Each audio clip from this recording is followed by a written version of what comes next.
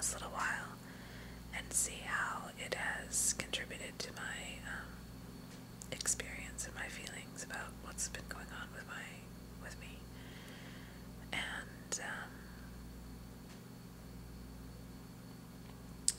even in those areas of my life where there are other people involved, I know that I am responsible for my experience. I am responsible for the thoughts that I carry and the assumptions that I make, and the fact that I don't really question them very, very much. I was thinking this morning about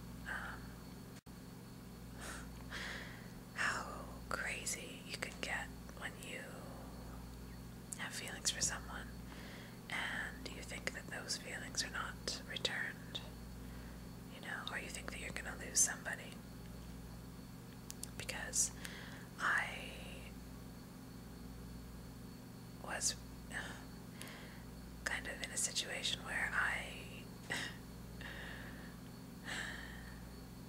was acting crazy, and I've had a chance to sort of step back and look at myself from an outsider's point of view, and some of the things that I was doing were pretty, like, if I didn't know better, I would say I'd become like a pretty crazed stalker person. And the thought flashed into my head. Do you guys remember a couple years ago, there was a woman, she was an astronaut in the States. Not that that really means anything, but it makes the story even that much more interesting. And she was like, I don't know, she was in love with some other guy, maybe also an astronaut, and I guess he was with somebody else or something, and she drove across the country from wherever she came from to, like, I don't know how long she drove, but like days, and didn't stop to eat, I don't even think, or she wore a diaper the whole way, and and like the craziest thing, like, she was just nuts. I think she was gonna try and kill him or something. I don't really remember. But like, for me, the two things that stand out in that story are the fact that she was an astronaut, which is not, normal. Like, I just find that funny. I don't know why. And the fact that she drove that long wearing a diaper so she wouldn't have to stop to use the washroom, because she was just that crazy to get to where she was going and do whatever she was going to do. And the scary thing is, at the moment that I was thinking about her, she suddenly didn't seem so quite as crazy to me, which is a warning sign, I think, if ever there was one. Like, I could empathize with her, though, and people will say that that's what love does to you, but that's not what I think at all. That is not love, that's fear. And it's again, I've said this before, and I'll say it again, even though I hate to admit that no matter what happens, no matter how dramatic things get, no matter how serious a situation is, it still comes down to choosing love or fear.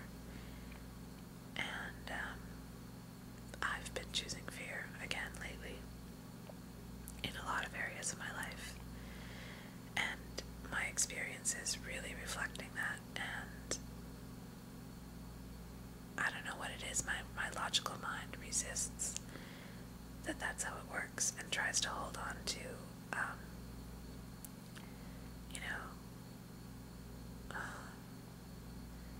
hold on to the fear reaction and everything that comes from that, and still expect things to get better, and they can't.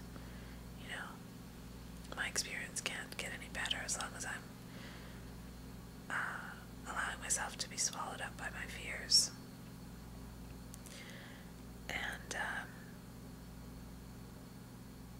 yeah, that's what that is. That's not love.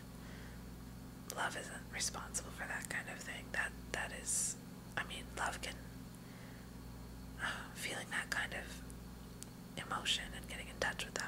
yourself can absolutely bring you a lot closer to those deep fears that you have and trigger them by, like, absolutely, that's what happens.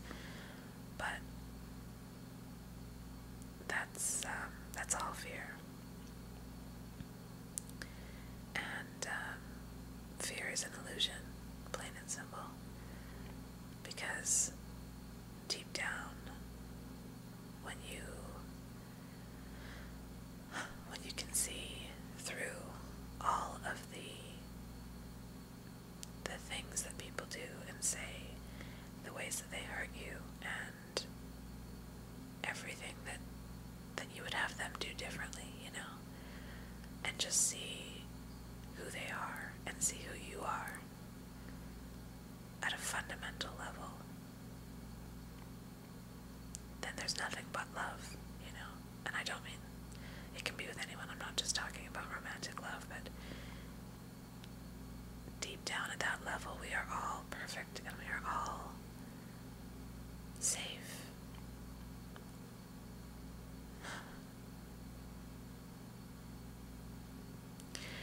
And the challenge, I think, is just keeping in touch with that no matter what, and it can be nearly impossible. And it's at the moments when life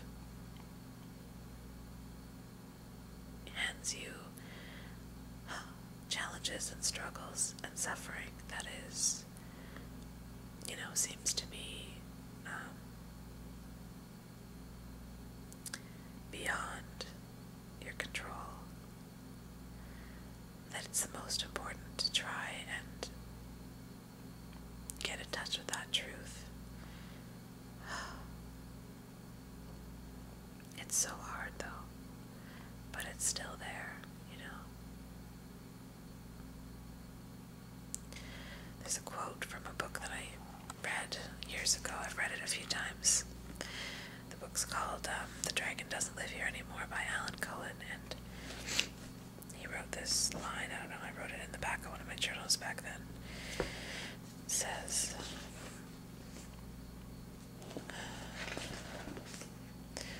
"A flower does not find itself unworthy because it was once a seed."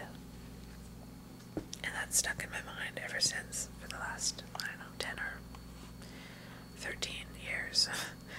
And it's been in my mind lately, especially because I feel like I am sort of returning to seed form.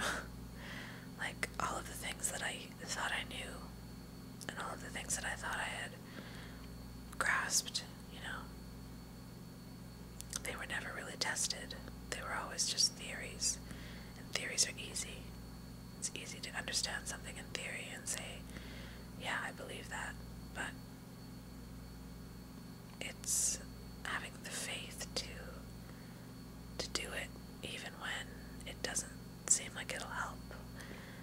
And, to trust in God or whatever you want to call it, even when all the evidence points to things being unsolvable and scary.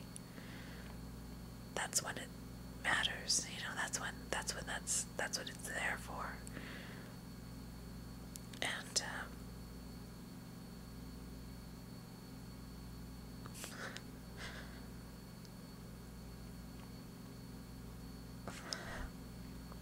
I don't want to let go of the situation that I'm struggling with, because I feel like if I let it go, I am giving up on it, and I don't want to do that yet. But something inside is telling me that the only thing I can do right now is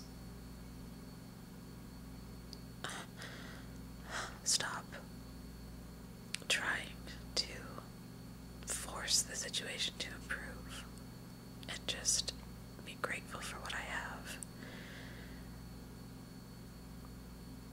So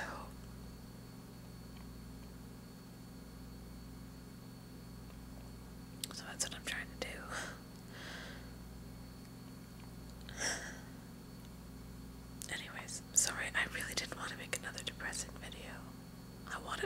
things around and focus on the good stuff, but I'm just really emotional at this particular moment, so I'm gonna go to sleep. And maybe in the morning I'll feel better. So, thanks again, Snarky Whispers, and